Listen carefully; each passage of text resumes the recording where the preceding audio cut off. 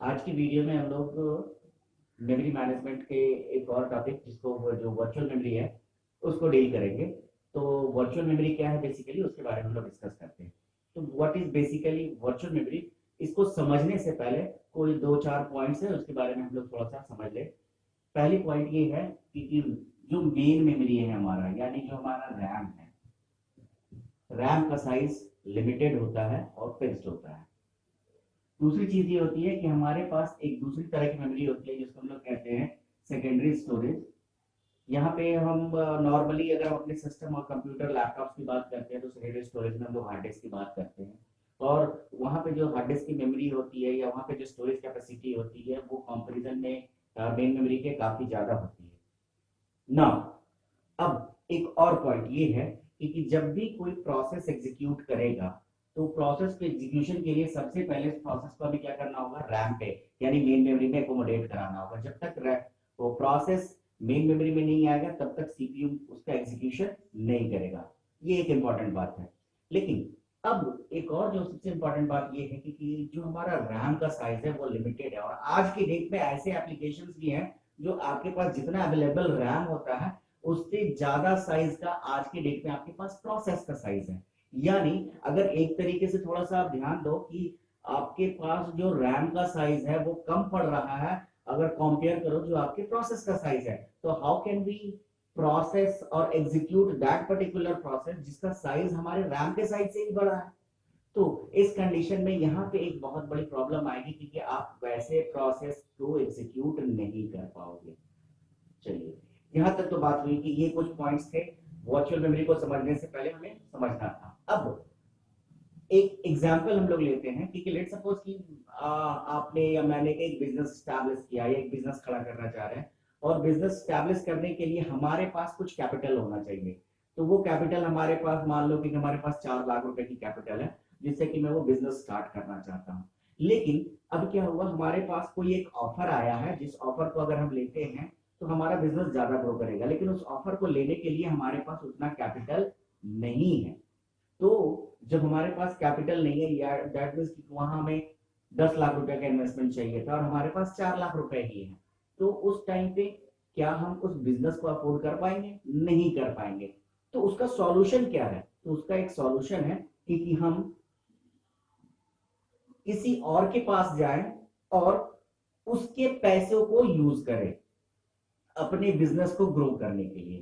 तो यहाँ पे कॉन्सेप्ट आता है लोन का। तो हम क्या करते हैं, बेसिकली बैंक के पास जाते हैं और बैंक में अप्लाई करते हैं लोन के लिए, और बैंक क्या करता है, वो हमें पैसे प्रोवाइड करता है ताकि हम अपना बिजनेस स्टैब्लिश कर सके, उसको आगे बढ़ा सके। तो जिस बिजनेस को हम स्टैब्लिश करने के लिए जा रहे हैं वहां पे जब हम पैसे इन्वेस्ट करते हैं तो वहां हम बताते हैं कि वो हमारा पैसा है, बट वो पैसा हमारा नहीं था, हमें बैंक ने दिया था, लेकिन उस पैसे को हम क्या कहते हैं कि वो पैसा हमारा है। अब इसी कॉन्सेप्ट को, बिल्कुल ऐसा ही कुछ कॉन्सेप्ट है वर्चुअल मेमोरी का। जब वर्चुअल मेमोरी की बात करते हैं तो यहाँ पे पहली चीज है, सबसे पहला इंपॉर्टेंट बात यहाँ लिखा हुआ है virtual, that means which doesn't exist, या जो है ही नहीं, या कह सकते हैं आभासी। हिंदी में अगर बात करें तो वो एक आभासी यानी जो अवेलेबल है ही नहीं, उस मेमोरी की बात कर रहे हैं। यहाँ पे क्या होगा, अब देखते हैं। लेट सपोज कि हमारे पास जो लॉजिकल एड्रेस स्पेस है, तो लॉजिकल एड्रेस स्पेस कहते हैं कि कोई भी जहां पे रैम पे लाने के पहले डिस्क पे जहां पे वो रखा होता है उसको लॉजिकल एड्रेस स्पेस कहते हैं। ये हमारा मेमोरी, मेन मेमोरी है। अब यहाँ पे बहुत सारे प्रोसेसेस हैं और बहुत सारे प्रोसेसेस को फिर छोटे छोटे प्रोसेसेस को पेजेस में डिवाइड किया गया, और क्या किया जा रहा है इसमें, ये सारे प्रोसेसेस को मेन मेमोरी में लाया जाएगा और सीपीयू क्या करेगा, उसका एग्जीक्यूशन करेगा। चलिए, तो अब मान लो कि ये हमारे पास P1 प्रोसेस है, P2 प्रोसेस है, P3 प्रोसेस है, और अब ये P1 प्रोसेस का जो साइज है वो हमारे रैम के साइज से ज्यादा है। तो क्या ये P1 प्रोसेस यहाँ एकोमोडेट हो पाएगा? नहीं हो पाएगा। तो इसको समझने से पहले एक बात और हम लोग समझे कि जब हम लोग वर्चुअल मेमोरी की बात करते हैं तो वर्चुअल मेमोरी का इंप्लीमेंटेशन दो तरीके से किया जा सकता है। तो जब इम्प्लीमेंटेशन की बात करते हैं तो यहाँ पे पहला इम्प्लीमेंटेशन टेक्निक होता है जिसको हम लोग बोलते हैं पेजिंग। क्या कहते हैं?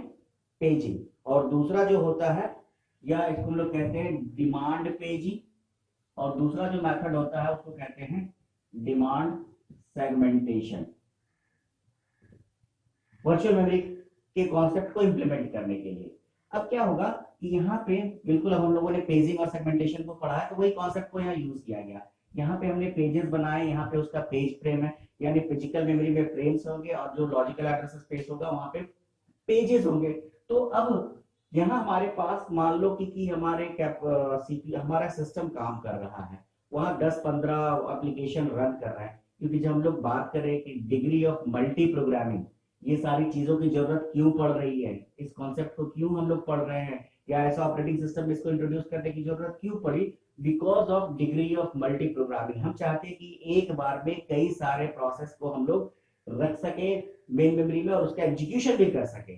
तो this is degree of multi programming. तो जब लोग डिग्री ऑफ मल्टी प्रोग्रामिंग की बात कर रहे हैं तो हमारा प्रोसेस क्या कर रहा है, मल्टीपल प्रोसेसेस को एग्जीक्यूट कर रहा है। लेकिन जब हम बात करते हैं कि मल्टीपल प्रोसेस को अगर एग्जीक्यूट करना है तो मल्टीपल प्रोसेस को हमें मेन मेमोरी में रखना भी होगा।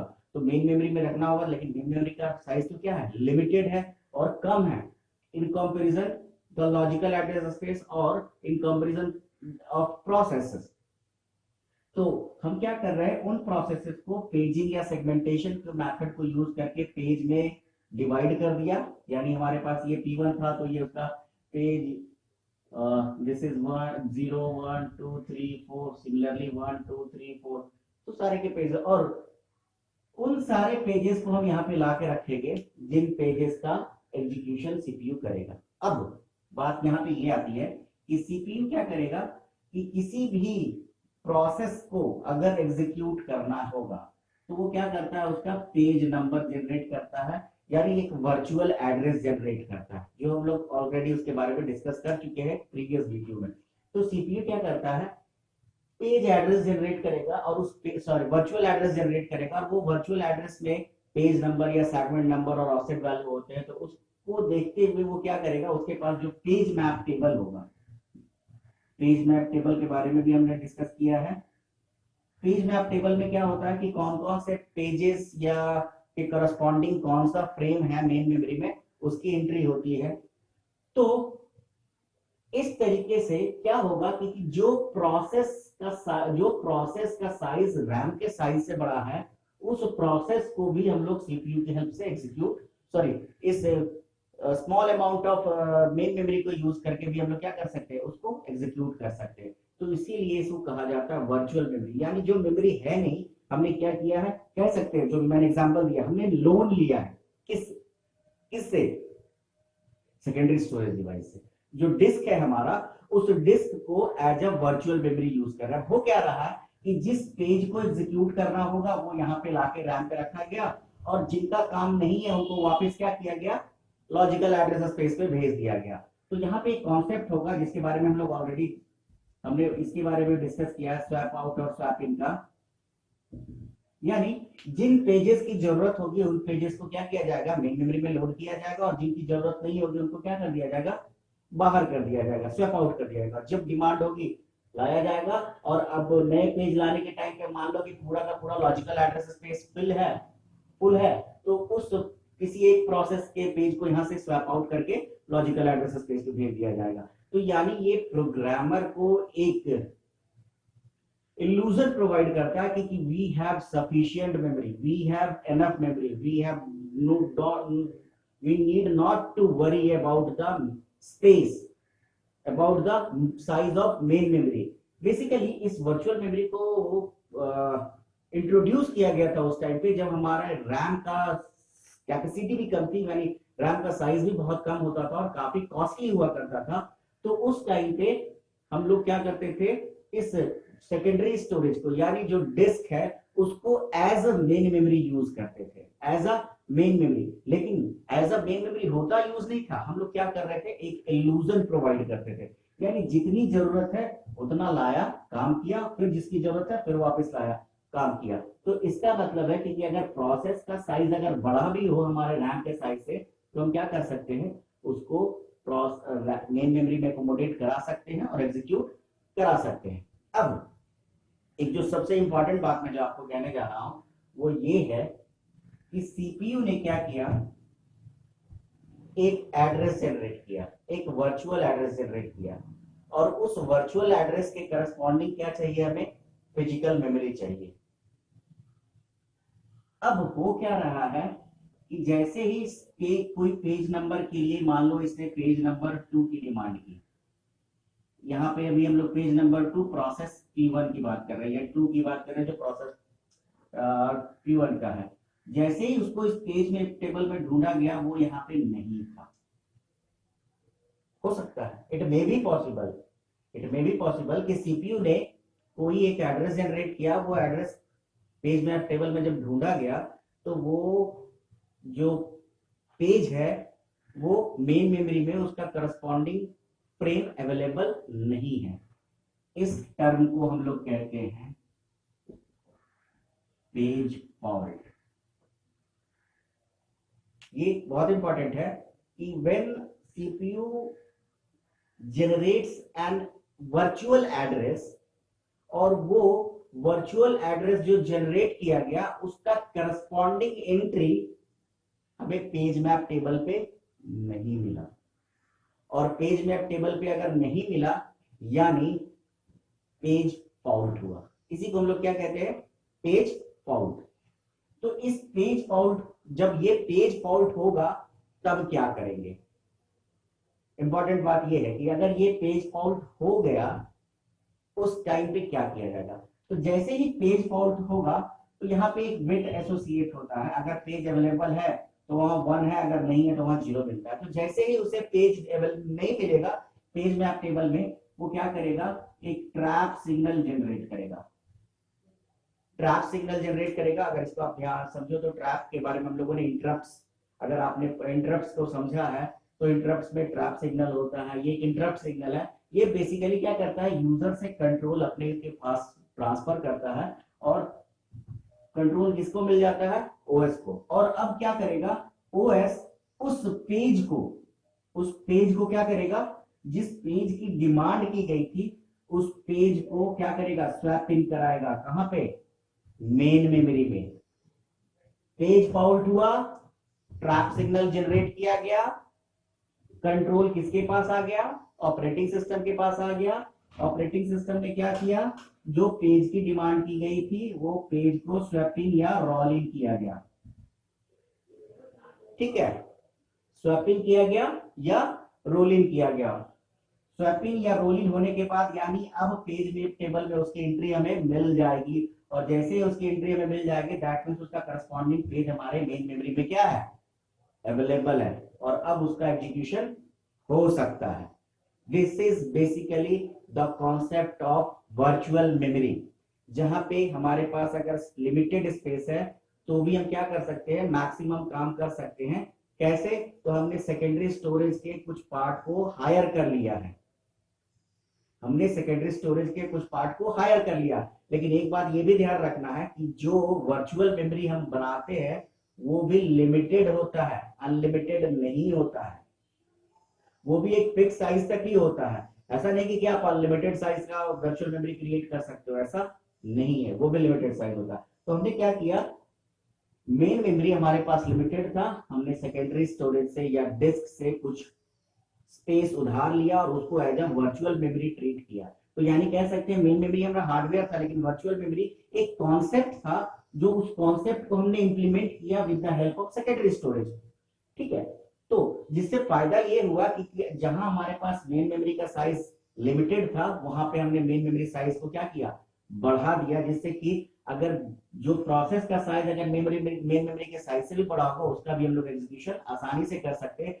साथ ही साथ जो मल्टी प्रोग्रामिंग एक्टिविटी है हमारे ऑपरेटिंग सिस्टम की उसको भी हम आसानी से क्या कर सकते हैं, रन करा सकते हैं। अब बात ये आती है कि अभी मैंने कहा कि स्वैपिंग हुआ तो जो यहाँ पे खाली स्पेस था उस खाली स्पेस पे उस पेज को क्या किया गया, इनपुट कर दिया गया, एंट्री कर दी गई, और अब क्या होगा, सीपीयू को वो पेज मिल जाएगा जिसका एग्जीक्यूशन हो सकता है। तो जब आप वर्चुअल मेमोरी की बात करते हो ना, तो वर्चुअल मेमोरी को आप अपने सिस्टम पे भी देख सकते हो। उसको एज एन एग्जांपल मैं आपको बता रहा हूँ कि आप 3-4 एप्लीकेशन को ऑन कर लो, तो होता क्या है, जैसे ही आप एप्लीकेशन ऑन करते हो वो धीरे धीरे धीरे धीरे रैम को क्या करता चला जाता है, फिल करता चला जाता है। जैसे जैसे आपका टास्क आगे बढ़ेगा रैम क्या होता जाएगा, भरता चला जाएगा, और रैम भरता चला जाएगा तो आपका सिस्टम के परफॉर्मेंस क्या होगा, डिग्रेड होता चला जाता है।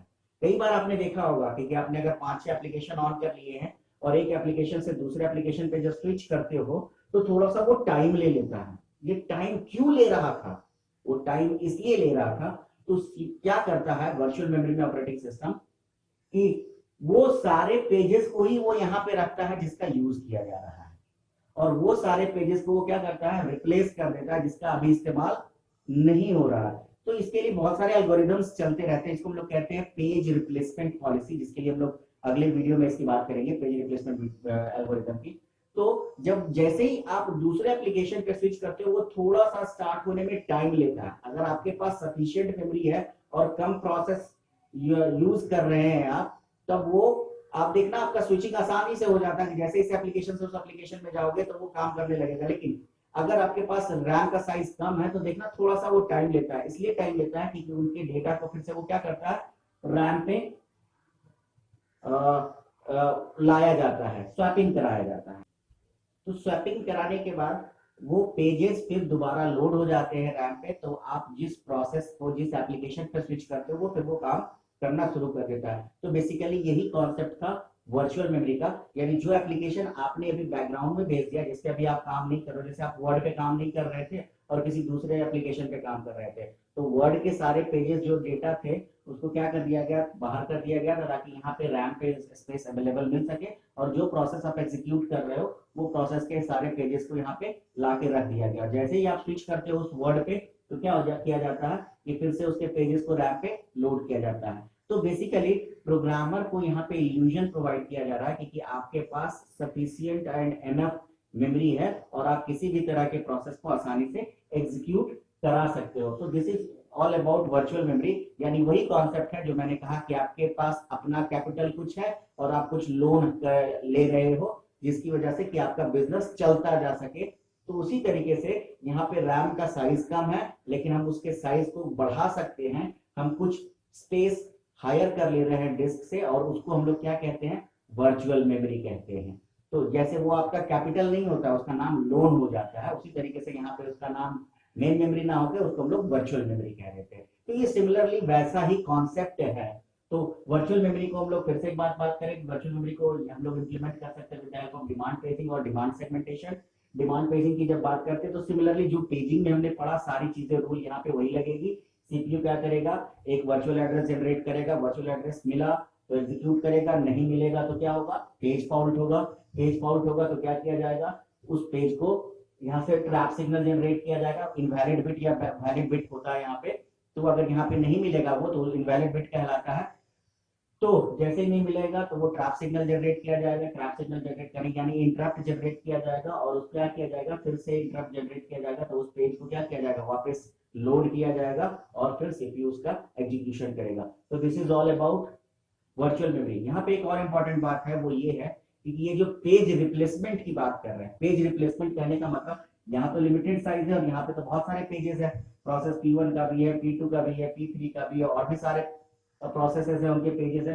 तो किस पेज को यहाँ पे लाया जाएगा और ये कैसे पॉसिबल होगा, कौन सा तरीका इस्तेमाल करेंगे, ये स्वैप इन और स्वैप आउट का। तो स्वैप इन का एक तरीका तो हमने देख लिया कि पेज फॉल्ट हुआ तब स्वैप इन करेंगे, लेकिन क्या होगा, हमने स्वैप इन कराना है लेकिन यहाँ पे जगह ही खाली नहीं है, हमने स्वैप इन कराना है एक पेज को लेकिन यहाँ ऑलरेडी सारे जितने भी फ्रेम्स है वो ऑलरेडी फिल है, भरे हुए हैं, कोई खाली नहीं है। तब क्या करोगे, तब करना ये होगा कि हमें यहाँ से किसी को हटाना होगा और जब से ही उसको हटाएंगे, क्योंकि पेज साइज फिक्स्ड होता है, ये तो हमें पता है, हमने पढ़ा है पेजिंग में कि पेज साइज फिक्स्ड होता है, तो उसको अगर हटाएंगे तो दूसरा पेज यहाँ पे क्या होगा, आके रख सकते हैं। तो जब पेज साइज फिक्स्ड है तो हम दूसरा पेज को यहाँ ला सकते हैं, लेकिन किस पेज को हटाओगे आप, ये इंपॉर्टेंट बात है। मान लो हमने किसी एक पेज को हटा दिया और उसी पेज की अगली बार जरूरत पड़ गई, तो हम ये कैसे डिसाइड करेंगे कि किस पेज को हटाना है और किस पेज को नहीं हटाना है। तो उसके लिए यहाँ पे हम लोग पेज रिप्लेसमेंट एल्गोरिदम्स की बात करेंगे, पेज रिप्लेसमेंट पॉलिसीज की बात करेंगे। तो क्या है पेज रिप्लेसमेंट पॉलिसीज, इसको हम लोग नेक्स्ट वीडियो में देखेंगे। इस वीडियो में इतना ही। Thank you.